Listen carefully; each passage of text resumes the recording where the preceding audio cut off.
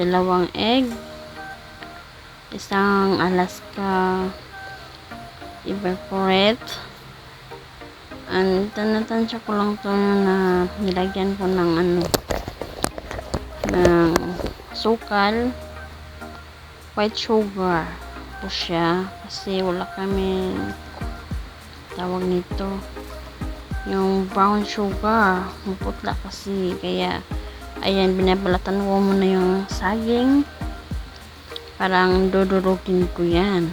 Ayan, yung mga bago lang sa channel ko, don't forget to like and share and please to subscribe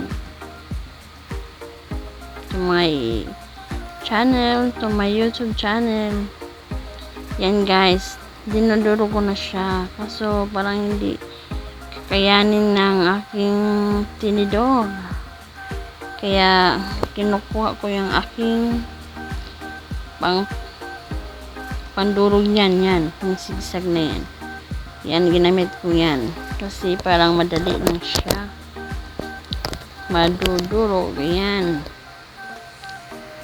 dinuduro ko siya. Naisipan ko kasi gumawa ko ng dessert ngayong hapong to na may saging kaming lakatan.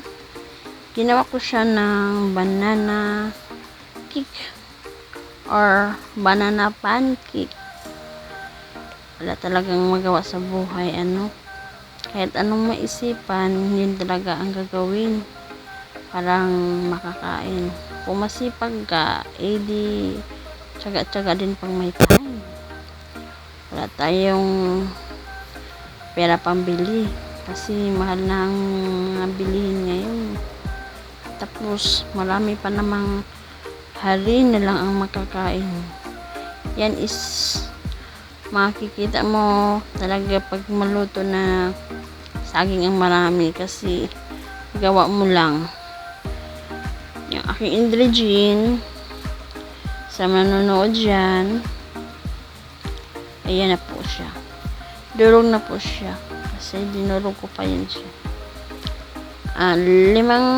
Lima na saging lakatan hinog, ito eggs, dalawang itlog na kasama na yung ikyok, isang gatas ng Alaska evaporate, and dinansya ko na po yung asukal, hindi ko na siya kinakap, hindi ko na nilagay sa cup. Pwede mo naman tikman kung hindi matamis, kayo na po ang mag-a-add. Sa amin okay lang po yung tansya lang kasi bawal po yung sobrang matamis, yung ating sugar dyan. Tapos yung aking all-purpose na half kilo, hinati ko lang siya, hindi ko siya iniubos dyan ha. Yan, and isusunod ko naman yung itlog, dalawang itlog. Hindi ko na po siya na iwalay sa iba, hinalo ko na lang agad kasi daming hugasin, alam mo naman,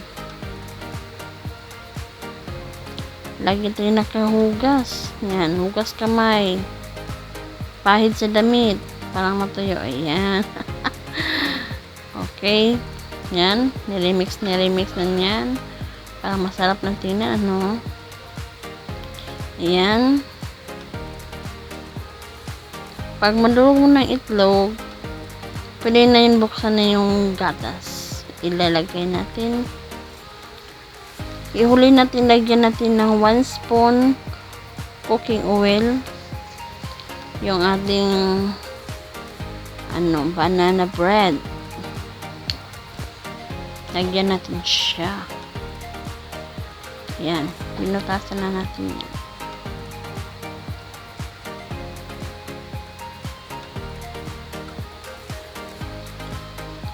Ayan na guys. Ay, nasayang. Ayan. Yung isa niyan, sa 5 saging kasya na yan.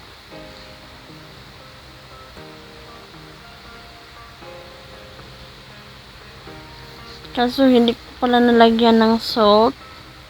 Nalimutan ko kaya nilagyan ko ng salt. Kaya kung magawa kayo na po ang maglagay. Kung gusto nyo po lagyan ng salt. Kung hindi, pwede naman. Ang tabas niyan, parang banana po to.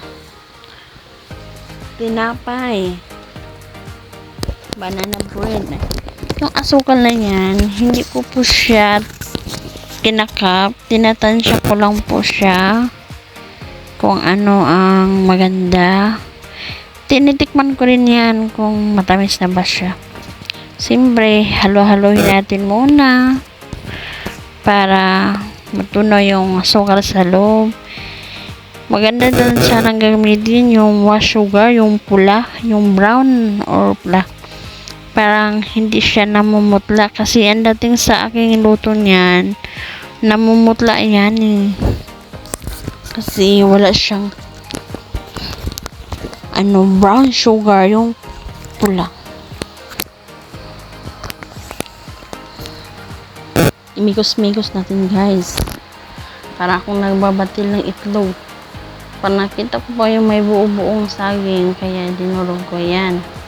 Kinuha ko yung aking kutsilyo ay hinihiwa ko ng aking flour. At saka gagamitin natin yung pangsala. Kasi minsan pangsala parang hindi sumama yung mga buo-buo. Hindi natin alam kung anong laman sa buo-buo. Minsan kasi may uod.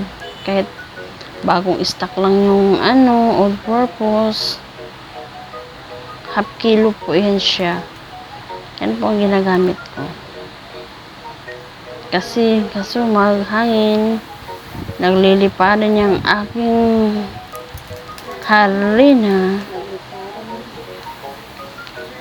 Guys, pagkatapos mo lagyan ng harina, imimix nyo po lang siya. Parang mapantay lahat at lahat ay basang-basa po siya. Pero hindi ko po naisipan bakit tinidor pong gamit ko dyan. Akala ko madali. Huli na po akong nagkukuha ng aking sandok na pang-mix dyan. Hindi ko siya ginagamitan ng bake. Kung steam lang ang ginagawa ko dyan. Steam lang kasi ang madalian.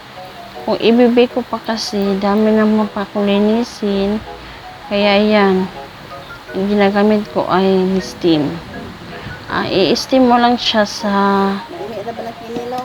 35 minutes. At malaman mo naman kung luto na kasi pag itutusok mo yung toothpick, ang haba-haba, or ting-ting, kaso linisan nyo lang siya. Linisan nyo siya, parang, alam nyo na, sa panahon nyo yun. No? Tapos, yan na, nimimix ko yan. 2 halira lang pala yan, ginagawa ko. Maliit lang, 2 halira sa leche flan. Yan ang ginagamit ko. Hindi ko naman siya kinakap, pero tinatansya ko lang siya kung kung okay na. Pwede nyo man a-adjustan pag sobra pang basa yung labadura ng banana cake. Inaamoy ko yun kasi hindi ako nagamit ng vanilla. Minsan kasi siba may vanilla. Para mabango ang kanilang luto. Pero yung ginagawa ko, hindi ko nalagyan ng vanilla. Nalimutan ko nga lagyan ng salt. Yung isang maliit lang na salt, hindi ka madami kasi panglasa din yun. Pero depende lang kung gusto niyo po siyang lagyan ng salt. Ayan po, dinagdagan ko po kasi hindi pa siya pantay. Parang malagnaw, basa pa yung aking labadurang banana cake. Yan guys, nagliliparan na po yan guys. Tapos isusunod ko pala yung calumet. Yan. Calumet or baking.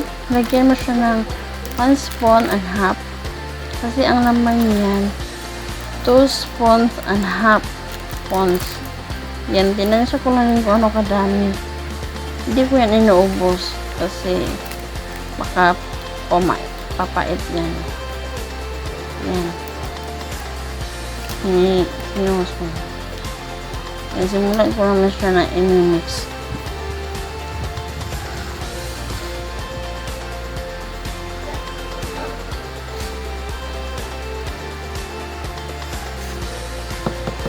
Ganyan na po siya guys. Paikutan niyo po siya para papunta sa gitna yung labadura mo. Tapos yung saging niya matatakpan na po siya. Yan maya.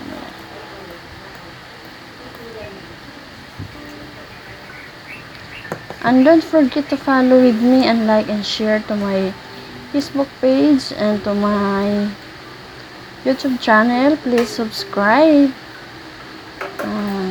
And guys, kumuha na ako ng 2 halira na leche flan.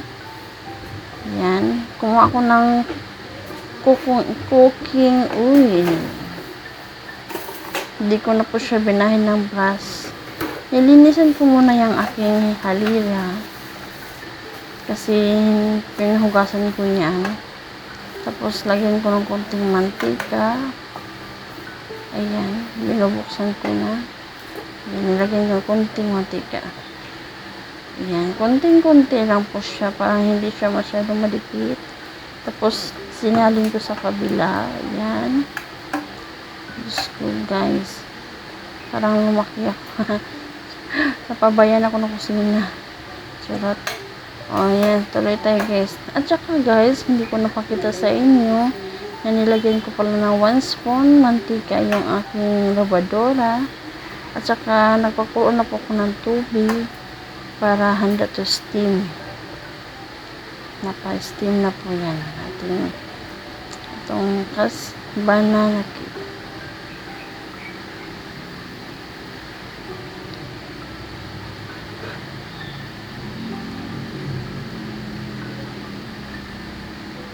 Tinitikman ko yun siya guys kung tama na ba kasi pagkulo ng aking tubig ay isinulunod ko na yung isa. Hindi siya pwede dalawa kasi umalsa pa kasi siya. Hindi ko siya ginawa. Ayan guys. Walang magawa ang buhay ko dyan.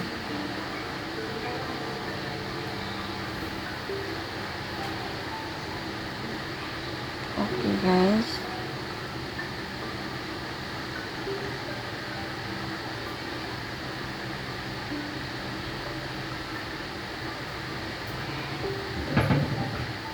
Yan guys, kinukuha ko pala yung aking katry. Parang ilagay ko dyan sa aking halira. Parang hindi siya dumikit na masyado. Hinati ko po siya para ilagay dyan sa halira niya.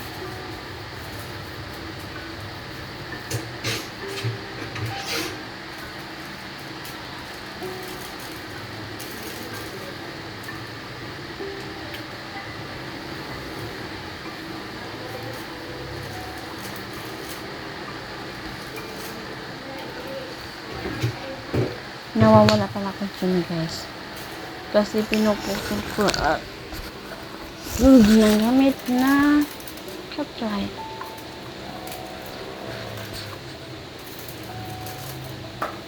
Yung isa dyan haluan ng konting tubig, hindi siya natutuyo, nagpupunas ako.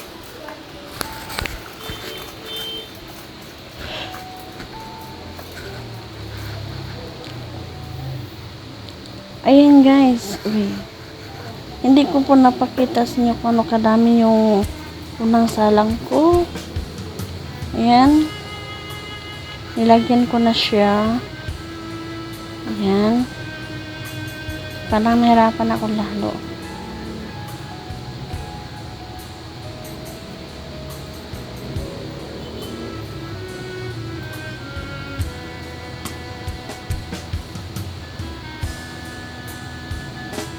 Yan po siya. Hindi siya mabasa. Kaya umalis na siya.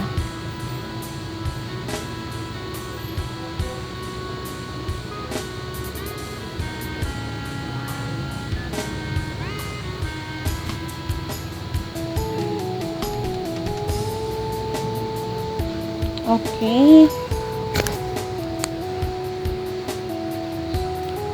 Yung natira dyan guys, ilagay natin sa isang alira. Ayan, pinupunasan ko muna yung tagiliran para hindi siya masasayang. Ayan. Yan na po siya guys. Yan po ang kalabasan niya guys. Oh. Ganyan ang gagawin nyo guys.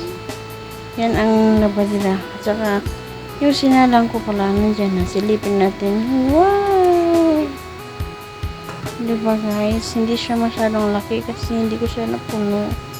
Ang ganda niya. Tapos, tawag ko sa kanya Americana banana cake. Walang iba nakatawin, ako lang ha. Ito sa sarili ko. Ayan. Yung pangalawa na yan medyo malaki.